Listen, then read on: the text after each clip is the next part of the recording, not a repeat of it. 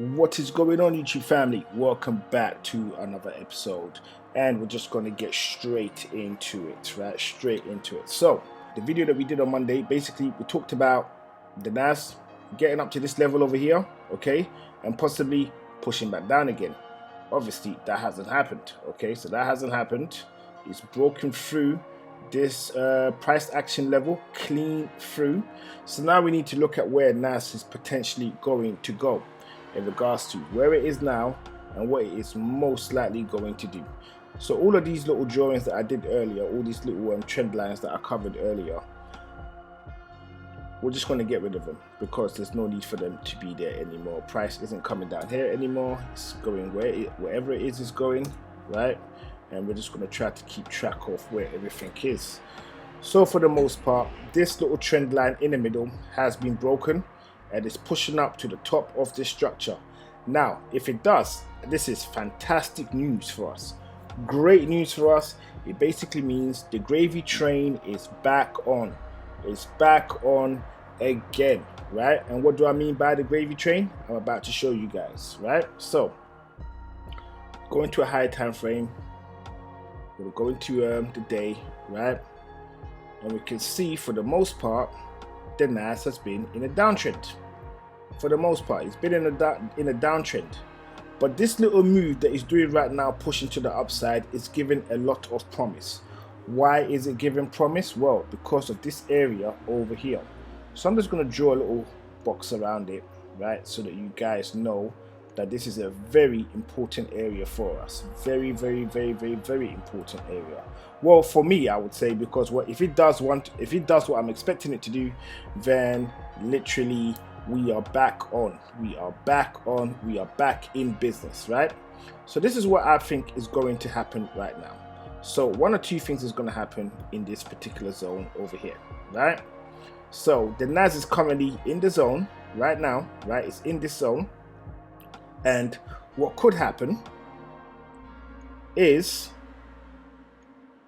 it goes to it and then it pushes back down again, right? It pushes back down again to this price action level over here, or this support level. So I'm just going to draw a little price tag for you guys to see. So this price tag over here is where the NAS could go to, right, if it bounces off this level. But that's not what's got me excited, right? What has gotten me excited is if the NAS does something like this, right? So let's see when was the last time it did that. Okay, so in this area, it did that over here, right? And what it did was it came down and then it pushed up, but it didn't go up forever. It actually fizzled out and came back down again. It came back down again, right? This time round, okay, what could happen is the NAS could push above, come back down, and blast all the way back up to this magic number right here. That is what could happen. Where is my mouse? I don't know where my mouse gone. Okay, there it is. So that is what could happen. That is what could happen. So let me just get this all in one shot. My mouse is really misbehaving. It's like, I don't know what the hell's going on, but it's really misbehaving. So the NAS could come down to this zone over here, right? It could just come into this zone, like just come into it normally, no issues there, and then pull all the way back down again. It could just level off here, which is not really anything major, to be fair, but that's what that could happen, right? That could happen, right? Or it could do what I said earlier, which is it pushes up above and then it comes all the way back down again. That is what could happen.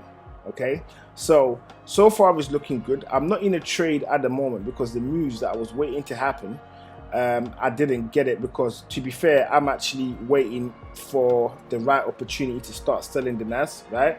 Because even though it's going to break this level or get to the zone, it basically means that if it does a turnaround at this level, we're going to have to be looking for sell positions. So I'm not entirely wrong in waiting for sales, waiting for sales situations to arrive.